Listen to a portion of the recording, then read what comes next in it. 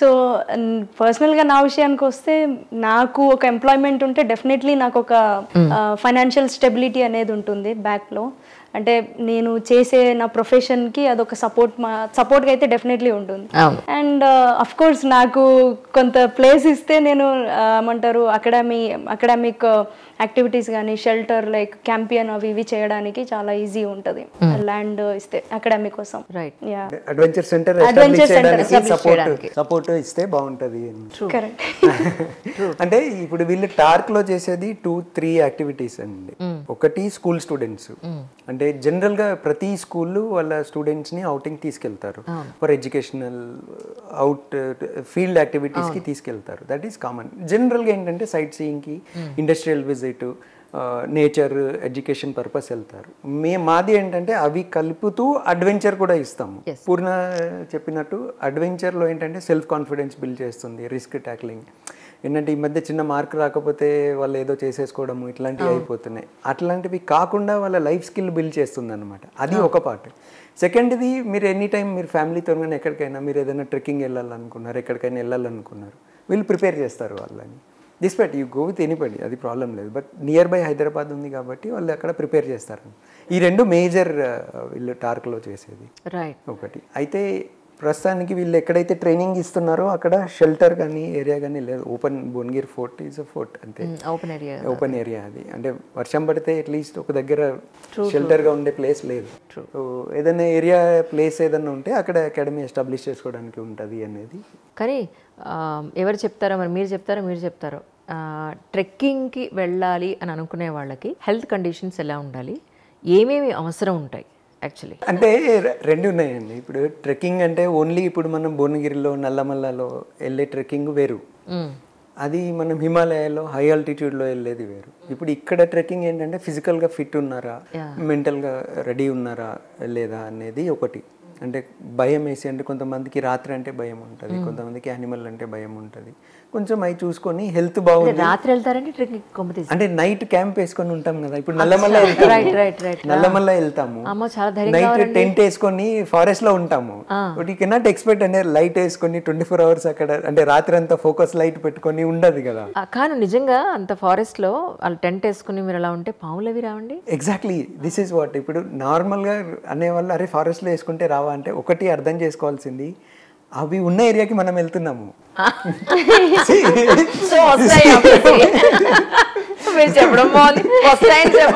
అన్ని ప్లేసెస్ లో రావాలి, అన్ని ట్రెక్కింగ్స్ లో ప్లేస్ ఏం చేస్తారంటే వీళ్ళు ప్రొటెక్ట్ చేస్తారన్నమాట. ట్రెంచ్ కొడతారు, ట్రెంచ్ అనేసి కొడతారంట. అంటే మీరు పాము ఎప్పుడైనా చూస్తే స్ట్రైట్ వెళ్తుంది, లేదా వైడ్ ఉన్న దగ్గర కిందికి దిగి ఇట్లా వైడ్ గా పైకి రాగలదు. అయితే ట్రెంచ్ అనుకోండి, అంటే దగ్గరికి హోల్ చేసినాం అనుకోండి, చుట్టూ ఇది గుంతతో దగ్గరికి కొడితే అది యూటర్న్ తీసుకోలేదు స్నేక్.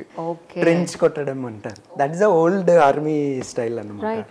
క్యాంపింగ్ ఏరియాకి చుట్టూ ట్రెంచ్ కొడతారు. సో ట్రెంచ్ కొడితే స్నేక్ అక్కడ ఇట్లా యూట్ లాగా రాలేదు ఒకటి.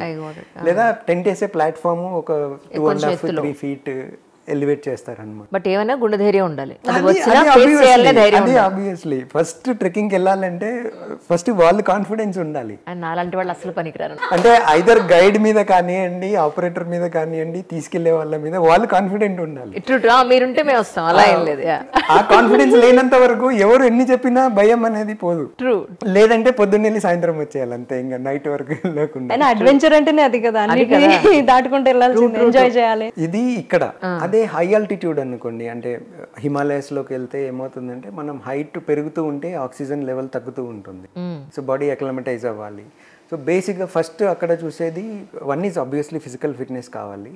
రెండోది ఎనీ హార్ట్ రిలేటెడ్ కానివ్వండి, బ్రెయిన్ రిలేటెడ్ ఇష్యూస్ ఉండద్దు, లంగ్స్ రిలేటెడ్ ఇష్యూస్ ఏమి ఉండకుండా చూసుకుంటారు. ఉన్నవాళ్ళు చేయరా అంటే ఉన్నవాళ్ళు చేస్తారు, బట్ ఉంటే వాళ్ళు దానికి తగ్గట్టు ప్రిపరేషన్ ఎట్లా చేయాలో ప్రిపేర్ చేయించి తీసుకెళ్తారు. సో అట్లాంటి ట్రెక్స్కి వెళ్ళేటప్పుడు మెడికల్ ఇష్యూస్ ఏమన్నా ఉంటే ముందే చెప్తే వాళ్ళు ప్రిపేర్ చేస్తారు, ఇట్లా ఉండాలి. రెండోది, నా దగ్గర ఈ ఇష్యూ ఉన్న పర్సన్ ఉన్నాడు అని ఉన్నప్పుడు తీసుకెళ్లే గైడ్ కూడా దానికి తగ్గట్టు ప్రిపేర్ అయ్యి వెళ్తాడు. అంటే ఆక్సిజన్ సిలిండర్ కానివ్వండి, మెడికేషన్ కానివ్వండి, ఇవాక్యువేషన్ కానివ్వండి, దానికి తగ్గట్టు ప్లాన్ చేసుకొని వెళ్తారు. సో వితౌట్ ఇంటిమేషన్ వెళ్ళడంలో ప్రాబ్లం అవుతారు. ఒకటి. It is a adventure sport, yes adventure happens. రెండోది ఎక్స్ట్రీమ్ వెదర్కి మనం ఎక్స్ట్రీమ్ వెదర్లోకి వెళ్తాము, వెదర్ పాడవుతుంది అంటే అవుతుంది, దాన్ని మనము ఆపలేము.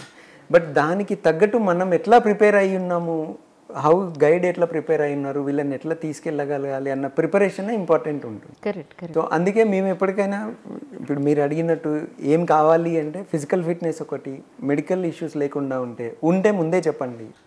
సో ఏదైనా ట్రెక్కింగ్ బుక్ చేసుకున్నా కూడా వెళ్తున్నాము అనుకున్నప్పుడు ముందు నుంచే 2-3 months బిఫోర్ నుంచే దానికి తగ్గట్టు ప్రిపరేషన్ అవుతే అక్కడికి వెళ్ళిన తర్వాత ఇష్యూస్ ఏమి రావు. కానీ ఎవరైతే మీ దగ్గరికి ట్రెక్కింగ్ కోసం వస్తారో వాళ్ళ హెల్త్ పాయింట్ ఆఫ్ వ్యూలో ఖచ్చితంగా దాచకూడదు. అంతే, దాచకుండా ఓపెన్ గా చెప్తేనే మీరు ఏదైనా సొల్యూషన్ ఇవ్వగలుగుతారు తప్ప దాచి అమ్మో ఇది చెప్తే నన్ను తీసుకెళ్ళరేమో అన్న పాయింట్లో దాచేస్తే అల్టిమేట్లీ అందరూ సఫర్ అవుతారండి. ఇప్పుడు మేము కూడా లాస్ట్ టైం మాకు 2019లో మౌంట్ ఎవరెస్ట్లో 8,300 meters అంటే ఆల్మోస్ట్ 27,000 feet హైట్లో ఒక అబ్బాయికి మెడికల్ ఇష్యూ వచ్చింది.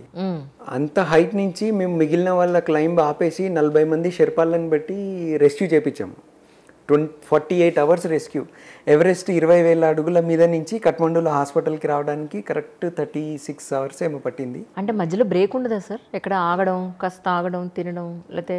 అంటే టీమ్ అట్లా పెట్టాం, షెర్పాస్ 40 షెర్పాస్ ఉండాలి వాళ్ళతో. రెస్క్యూ మిషన్ మీదే 40 షెర్పాస్. బేస్ క్యాంప్ రావడానికి ఫస్ట్ అడ్వాన్స్ బేస్ క్యాంప్ రావడానికి 42 షెర్పాస్. అక్కడి నుంచి మళ్ళీ యాక్ మీద తీసుకొని వచ్చేయడానికి మళ్ళీ అక్కడ ఇంకో టీమ్ ఒక 10 members ఉండాలి. బేస్ క్యాంప్ నుంచి బై రోడ్ బార్డర్ దాటిచ్చేసి అక్కడి నుంచి హెలికాప్టర్లో హాస్పిటల్. అంటే ఇట్స్ డిఫరెంట్ స్టేజెస్ లో. My God finally he is safe, he is good.